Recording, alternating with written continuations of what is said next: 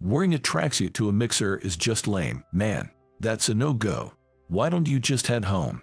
I was invited to drinks by a former middle school classmate, having been told it was just a casual get-together with old classmates, so I showed up in my casual tracksuit.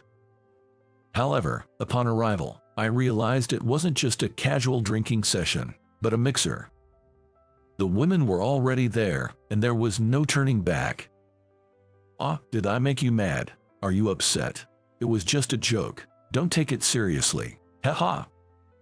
When I tried to respond angrily, the organizer, my former classmate, would just brush it off as a joke.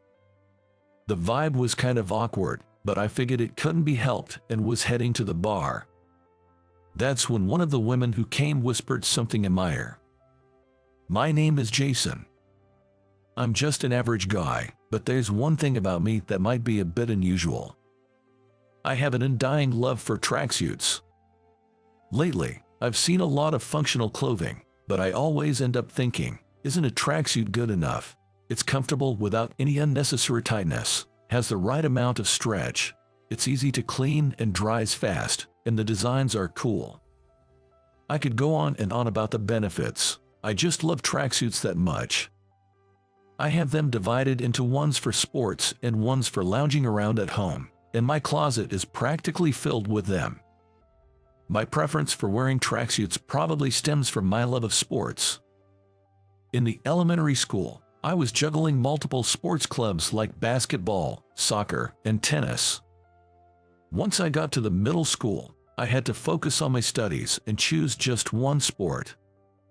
After much deliberation, I joined the basketball team, my favorite, and dedicated myself to it for 3 years. Even now, as an adult, I continue to be active, sometimes playing basketball with friends on weekend. On days when I can't play basketball, I never skip my jogging routine. Even when I'm tired or busy with work, as long as it's feasible, I go for a run. It's become a daily habit, and I feel restless when I can't do it. It's probably a testament to how much fulfillment I find in physical activity. Or maybe it's because I can't wear my sports tracksuits. No, probably not. One day while jogging, I suddenly remembered something from my middle school days. It was an unforgettable memory from the last regional tournament in middle school. Please, let this work. The heat of summer and the fervor of the audience. Surrounded by two kinds of heat at the venue, I prayed out loud. We were losing by a narrow margin in the final minute of the game. As I took the shot, I remember the moment until the ball went in or missed felt like it was in slow motion. Yes, it went in. After what felt like an eternity, the ball finally passed through the hoop. We not only caught up but took the lead. Jason, I was celebrating with my teammates, fully convinced we had secured a comeback victory. But then, as if struck by divine punishment for our complacency, the unthinkable happened. No way, you've got to be kidding. In the final moments, our opponents landed a three-pointer. Despite our desperate attempts to take the lead back, we were defeated, our resistance in vain. In the end, our complacency led to a bitter loss and a turnaround. Since then, I've lived by the motto, never let your guard down. In basketball, as in everything, you never know what might happen until the very end. Memories of the game brought back images of my teammates sobbing uncontrollably. Now, it's just a nostalgic memory, but back then, it felt like the world had ended. Thinking back, I heard the guy who cried the most is now running a company. I'll be darned, that guy, I think to myself, but I guess we're all in the same boat.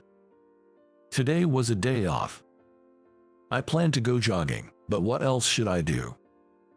Basketball was out since the regular crew couldn't make it. Besides, the weather was unfortunately not suitable for outdoor sports.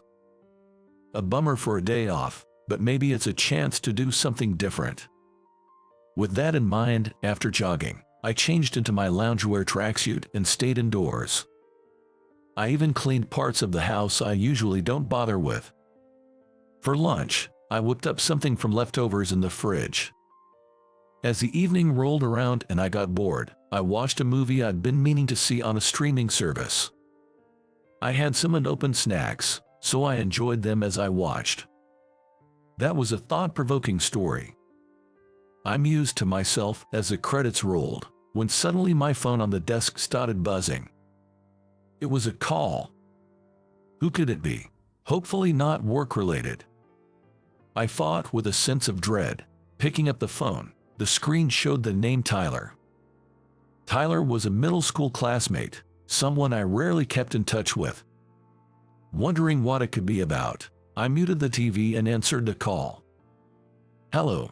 Hey, long time no see, Jason," came Tyler's voice from the other end of the phone, unchanged since those days. His tone was the same as back then, bringing back vivid memories of the old days. "Long time indeed. What's up? Out of the blue. You know, you missed the reunion a while back, right? Everyone was bummed they didn't get to see you," he said. "About half a year ago, I got word of the reunion from another former classmate. I had wanted to go, but unfortunately, work got in the way. As a sort of make-up for that, a few of us from middle school are getting together for drinks tonight. You want to come?" Saying that, Tyler told me about the other members who would be joining. Hearing some familiar names, it definitely seemed like a reunion rematch was in the cards. "Got it, I'll be there." "Great, I'll send you the location link in a message. We'll meet there." "Sure thing. See you later." I hung up and started getting ready to go out. I heard it was just a casual get-together with classmates, so I didn't bother dressing up and left in my casual tracksuit. The weather was still on and off rain, with even darker clouds visible in the distance. "Looks like we're in for a heavy downpour," I muttered, slipping a foldable umbrella into my bag and heading out. Walking from a certain station to the designated bar, I spotted a group dressed to the nines. Among them was Tyler, the classmate who had contacted me. He was with a group of women. As I approached, still puzzled, Tyler burst into laughter upon seeing me. "Why are you wearing a tracksuit, man?" he chuckled. That's when I finally realized this gathering was a mixer. To get me to come, knowing I'd refuse if it was a mixer, he lied and said it was just a casual drinking party with classmates. "That's probably it. You still all brawn and no brain," Tyler said, laughing and mocking me. The other classmates laughed along with him, which felt pretty bad. "Whatever, let's go, big guy." Tyler, acting as the organizer and group leader, said and led the way to the bar. Following him in order were the classmates, the women, and then me. "Big guy, that's a nostalgic nickname," I murmured to myself so no one could hear. Big guy was my nickname in middle school. I was big and muscular, and also in the basketball team. I got the nickname because my situation resembled a character in a certain basketball cartoon. Back then, it felt like most people called me that out of respect, but now Tyler seemed to use it mockingly. I'm not the same as I used to be. I don't just do sports all the time. I don't think I'm just a musclehead. But Tyler and the others don't seem to see it that way. Should I snap back, or just laugh it off? While I was thinking, Tyler, walking in front, said loudly, "Wearing a tracksuit to a mixer is just lame, man. That's a no-go. Why don't you just head home?" He had this annoying smirk on his face. That reminded me. He has always been the type to mock and laugh at others when he got carried away. I'm not good at showing emotions and don't get angry much, but I'm especially bad with such people. They mistake my silence for acceptance. Sigh. Faced with Tyler's behavior, I let out a sigh. Does he think I won't get angry no matter what he says? Look, man. Unable to stay silent any longer, I opened my mouth to say something. But Tyler quickly interrupted me with his usual assertiveness. Did I make you mad? Are you upset? it was just a joke. Don't take it seriously. Haha. That's his usual tactic. Say something to provoke anger, then, when someone is about to get mad, escape by claiming it was just a joke. This unbeatable phrase is tricky because if you get angry at Tyler's laughing, you're seen as the guy who can't take a joke to everyone else. So, I had to stay calm. I didn't know it was a mixer. Oh, really? Tyler just feigned ignorance when confronted. It was frustrating, but to avoid making more of a scene, I had no choice but to go along with his pace. After all, there were women around. The mixer partners were all beauties. They were all flight attendants from the same airline. On the way to our seats in the bar, one of them whispered to me, "Captain, why are you hiding it?" Her name was Grace, a female colleague from the same company. The other women, whom I also knew, kept glancing over. "I'm sorry for making things awkward. I'll explain when I get a chance." "Okay." Grace seemed unconvinced but didn't press any further. Shortly after the mixer started, a man arrived late. I had wondered why there was one man short, but now it made sense. Tyler hadn't explained this either. "Good evening. Sorry I'm late," he said in a stylish outfit, making him seem like a completely different entity compared to me in my tracksuit. I recognized him. No, it was more than that. "Isn't that David?" "Hey, long time no see, Jason." He was David, a classmate and teammate from the basketball club. He was the one who cried the most after we lost our last tournament. His impressive attire made sense since he runs an apparel company. "Sorry, can I get a beer?" David sat next to me, smiling as he ordered a beer from the waiter. He introduced himself to the women and smoothly started to blend into the conversation. Unlike Tyler, he didn't mock my tracksuit and seemed to enjoy the conversation. A little while after he joined, he was chatting happily when Tyler abruptly interrupted him.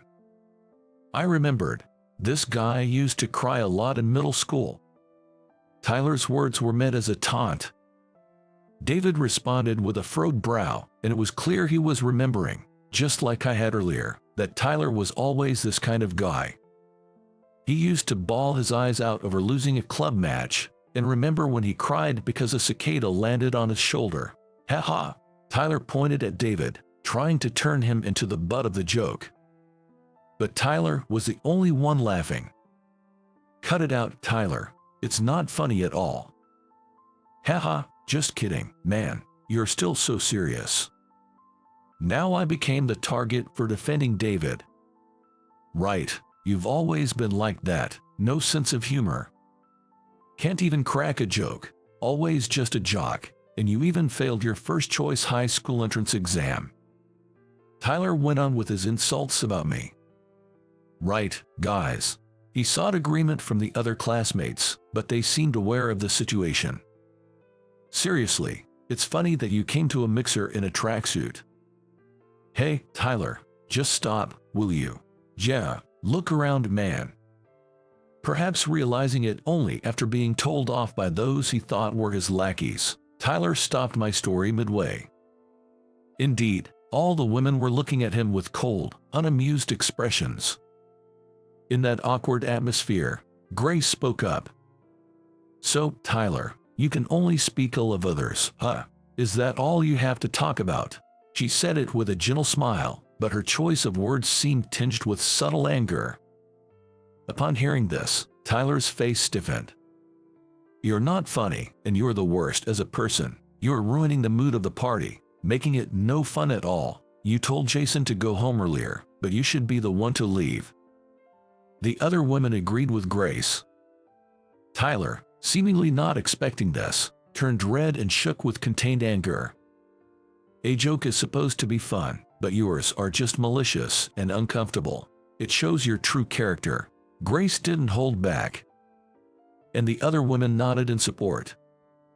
None of the men tried to stop her. They must have been feeling the same dissatisfaction towards Tyler.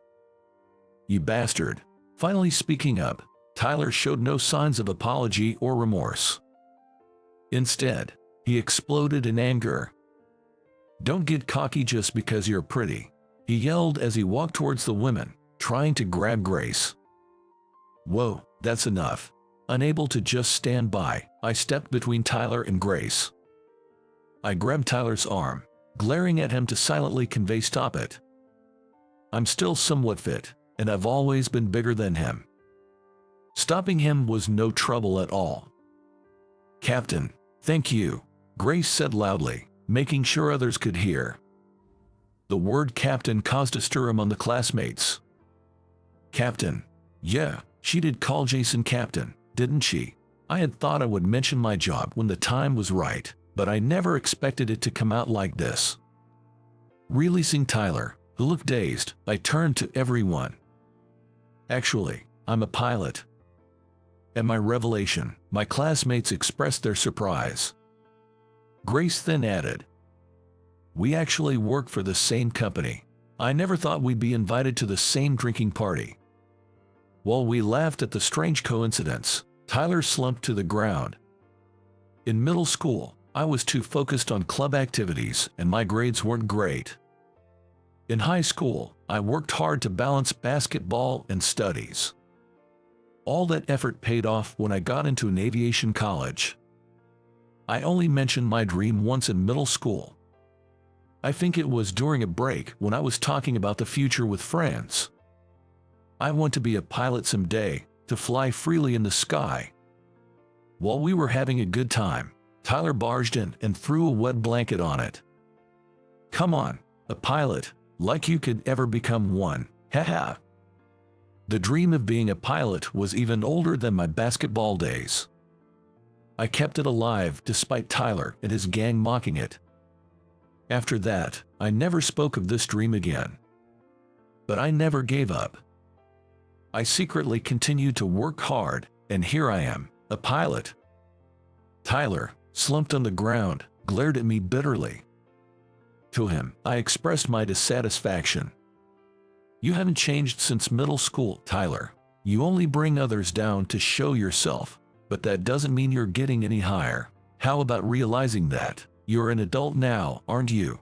He continued to glare. "Why can't you understand that such tactics don't work anymore?" He bit his lip in frustration. Then David added, "Sure, I was a crybaby, but that was a long time ago." Tyler had never asked about the current Jason or current David. Even after more than 10 years since middle school, he clung to the past. "Now, I run my own company. Sorry to say, but I think I'm living a much better life than you." David stood up, turning towards Tyler as if showing off his appearance. "Your watch and shoes are mass-produced, and the sewing on your clothes is sloppy, cheap stuff. Obviously, I'm not saying wearing cheap things is bad, but at least you're not in a position to mock Jason's tracksuit, right?" Embarrassed by the pointing out, Tyler covered his watch with his hand and stood up. His face was again red, a mix of shame and anger. "Shut up. I won't invite any of you ever again." With that, Tyler suddenly ran out of the bar. After he left, the atmosphere of the drinking party became much more pleasant. The classmates who had been close to Tyler seemed to be reflecting, heads down. "Sorry for going along and laughing with him. Should have stopped him." Excuse sounds weak, but being around old friends, I guess I got carried away, like reverting to childhood. Those classmates, as an apology, even offered to pay the whole bill. The gathering no longer felt like a mixer, just a casual drinking party. Especially for me, since everyone else was a colleague. The idea of a mixer now seemed embarrassingly out of place. Anything more might make things awkward at work. Suddenly, Grace looked at David as if remembering something and spoke. "By the way, David, you often fly on our company's planes, don't you?" "Yeah, I travel overseas a lot for work, so I use them frequently." David replied with a smile. "Wait a minute, I haven't heard about this." David and I had kept in touch occasionally, and he knew which airline I worked for as a pilot. Hey David, is that true? Yeah, it's true. I didn't say it, but I've been on flights you piloted. Seriously? Wow, I was shocked, not knowing David had been on my flights. Every time the captain greeted, I looked forward to seeing if it was you. He said, laughing. Meanwhile, I couldn't laugh, embarrassed at being observed at work without knowing. Then, David started talking about his apparel brand. The women were very interested in his story. David of today bore no resemblance to the boy who cried after losing a game. He had grown into a confident and respectable man. As the party wrapped up, David and I chatted for a bit. Great seeing you again, Jason. Definitely, it's best to talk face to face. Though we messaged each other, meeting in person was different. I had fun today, let's drink again sometime, David. I invited him, but he looked downcast. David, curious, I leaned in as he quietly began to speak. I've been meaning to tell you, I'm moving to Paris for work. Is that so? He was leaving the US in just a week. I'm glad I could see you one last time, he said, extending his hand. Accepting the handshake felt like saying goodbye. For a moment, I thought that. But either way, the reality of parting was inevitable, so I extended my hand too. Well, it's not like we'll never meet again. Right, David, we have messages, and we can call if we want. We shook hands firmly, smiling as we parted ways. A week later, as a captain, I was on a flight to Paris. The weather was clear, and the flight was smooth. Just before landing, I started the in-flight announcement. Ladies and gentlemen, our aircraft will soon be entering its descent. Please prepare for landing by returning your seat backs to their original position, stowing your tray tables, and securing your footrests. I then added instructions about stowing luggage and announced that the cabin crew would be making a final check. After the usual greetings, I continued. This is a personal message. I had rehearsed it many times in my mind, but the actual moment still made me nervous. A dear friend of mine is on this flight, embarking on a new journey to a new land, ready to spread his wings on the global stage. It is an honor to be part of this significant step in his life. He is a kind person, one who gets angry, cries, and laughs for others. As a friend, it's saddening to part ways with him. However, our airline connects the world, and together with other airlines, it brings the world closer. To all our passengers, we look forward to welcoming you aboard again. After saying everything I wanted, I turned off the microphone. Taking a deep breath, my co-pilot Kevin gave me a small round of applause. Great speech, Jason. Thanks. I might get in trouble for doing something like this, but it felt right. We shared a laugh. Right about now, Grace must be giving David a certain package. I had asked her in advance to deliver it, a modest gift for him as he embarks on his journey to new horizons. The package contained 3 things. A group photo taken after our last basketball game in middle school, a letter, and a handkerchief for any tears. I had told her to ask him to open it after reaching his destination, but I wondered if he would wait. Those were the days. I thought, holding the same photo in my hand. I remember David as the one who cried a lot, but looking at the photo again, I realized we all had red eyes. I was no exception. That's how it was. Kevin watched silently as I indulged in memories. It was all because of you, wasn't it? After narrowly losing the game, we returned to the locker room, feeling frustrated and stunned. Even after hearing the coach's words, it still didn't feel like reality. But just before taking the photo, things changed. One of us started crying loudly. David back then. We were all holding back tears, but his crying broke the dam. He had voiced our collective emotions. It was a relief for someone like me, who's not good at expressing feelings. I think it was because we could cry openly there that we were able to move forward. Although I didn't pass the first choice public high school that Tyler mentioned, now that my dream has come true, the distinction between public and private schools seems trivial. Later, after landing, I bumped into David at the airport. It was a bit awkward since the announcement was meant as a farewell. "Jason, you really surprised me with that announcement." His expression was a mix of a laugh and a cry. "Good, you heard it. I'm glad." "Thanks, Jason. Like you said, the world is close when you're on a plane, and the sky connects us, so I'm not alone." He smiled broadly. Suddenly, he began rummaging in his bag. "By the way, Grace gave me a package from you earlier. Can I open it?" No, don't open it here. Wait until you're at your hotel or new place." Startled by my insistence, he stopped and said, Okay. Reading a letter in front of me would be too embarrassing. Next time I come back, I'll fly with you again. Take care of me then." "Sure thing." We waved our hands overly large and finally parted ways for Ray-all. David's face showed no signs of doubt or anxiety as he walked away. Soon after, his brand began gaining more recognition. According to the message I received, he will soon participate in the Paris Fashion Week. Hearing about the remarkable progress of my close friend made me as happy as if it were my own achievement. As a result, his brand is expanding its stores in the US, especially popular among young women. In our company, his brand is a constant topic of conversation. Not just among Grace and the members who attended that drinking party, but also among senior and new flight attendants. One day after work, I received a message from David.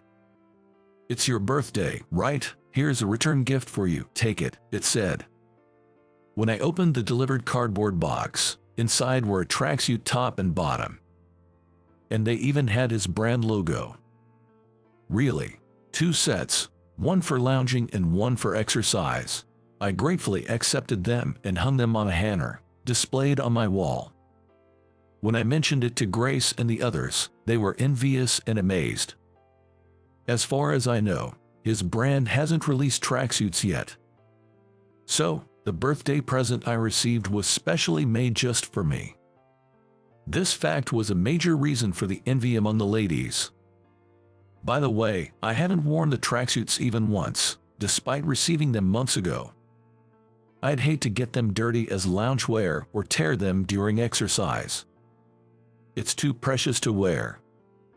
When I told this to David, he scolded me, saying, "Clothes are meant to be worn." I apologized but still haven't worn them yet. I wonder when and on what occasion I should wear these special tracksuits. This has become my biggest dilemma lately. Passengers on airplanes come with various emotions. Some bored with joy, others with sadness. Some with excitement, others with reluctance. For work, tourism, relocation. Not just for our airline, passengers have diverse feelings and purposes. My job is to safely deliver all these different passengers to their destinations. With the tension of carrying my own dreams and the lives of the passengers, I fly through the skies today. Without belittling anyone, I'll continue to strive, holding pride in myself not just relatively, but absolutely. Gazing up at the vast sky, that's the promise I make to myself.